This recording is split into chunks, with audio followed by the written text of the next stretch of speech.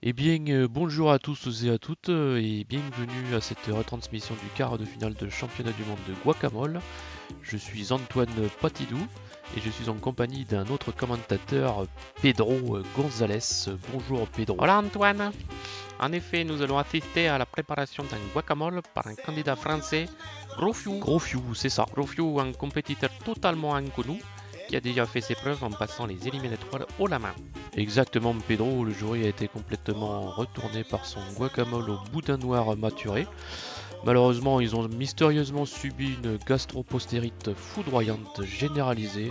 Grofiou a donc gagné par forfait du jury. Il pense qu'il vous parlait des gastroentérites. Ah non, c'était postérite, j'y étais. Ah d'accord. En tout cas, le revoilà aujourd'hui avec une nouvelle recette. Je vous rappelle que suite à la pandémie de Covid-19, les championnats se déroulent à domicile. Antoine, il vous interrompt. Le candidat nous présente les ingrédients avec lesquels il va travailler. 2 avocats, bien sûr, de la coriandre fraîche, une demi-oignon, du citron jaune. Oh Oui, là ça là. commence très mal, même pas de citron vert. On reconnaît l'amateurisme. Si, de la crème fraîche, paprika, gingembre, ail, sel et poivre du timout. Et c'est parti, je vous rappelle que l'épreuve est chronométrée, mais Monsieur Fiu semble procéder avec la même nonchalance qu'aux éliminatoires. Voyons sa technique d'ouverture. La prise en main semble ferme, la découpe assurée. Belle rotation. Mais oh, que fait-il? Oh là là, un massacre, un véritable massacre. Oh là là, pour sa défense, le noyau était fissuré, ce qui ne devrait pas arriver à ce niveau de la compétition. Les 12e avocats.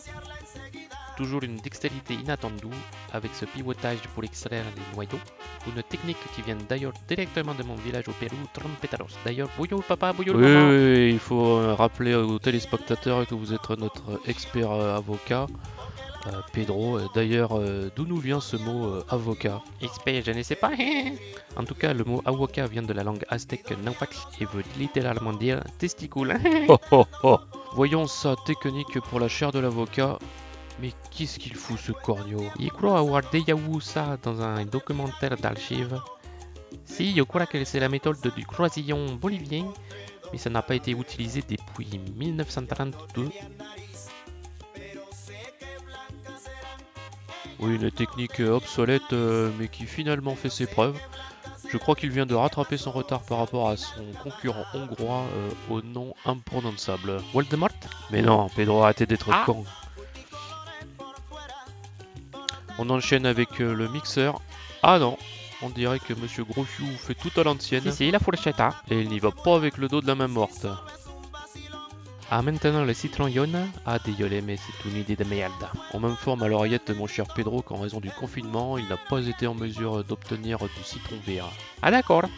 Et les filtres à café aussi, c'était à cause du confinement? Ah, probablement Pedro. Rappelons que les citrons apportent du goût, mais évitent aussi l'oxydation de l'avocat. Merci Pedro. Nous passons à l'ingrédient suivant, la coriandre. Une anecdote sur la coriandre, Pedro? Non. Ah. Bon, on accélère un peu parce que c'est chiant là. En effet, Antonio. Antoine Pedro. Pedro, Antoine. Très bien, Pedro. Notre candidat attaque l'oignon. Avec une découpe assez traditionnelle en biseau, ça ne va pas épater le jury. Très beau bisou, cependant, il rappelle que l'oignon n'est pas essentiel au guacamole. On peut aussi le remplacer par une échalote. Hein? Ah, voici l'ingrédient secret. Alors, tomate ou pas? Non, Antoine. Je pense que c'est une préparation à base de piment. C'est exact, on me dit à l'oreillette que c'est du chipotle. Il avait raison. Les chipotle est à base de piment jalapeno. Mais pourquoi il n'y a pas d'oreillette, moi? Ne faites pas l'enfant, Pedro. No me jodas, me coguanti. Ah, c'est une technique de découpe de votre piment chipolata, c'est ça? Oui, c'est ça, pendejos. Très bien, ajout d'épices, il mélange la crème fraîche. Alors c'est donc une variante normande du guacamole. On reconnaît la précision alençonnaise. Passons au dressage sur un blini industriel. Quel manque de goût. Oui, mais la finition est plutôt bonne. Petite feuille de coriandre. Je ne sais pas si ça va réussir à convaincre le jury. Très bien, le visuel est correct, sans plus. Regardons les notes. 2, 2, 2, 1, 5. Ça c'est le jury français.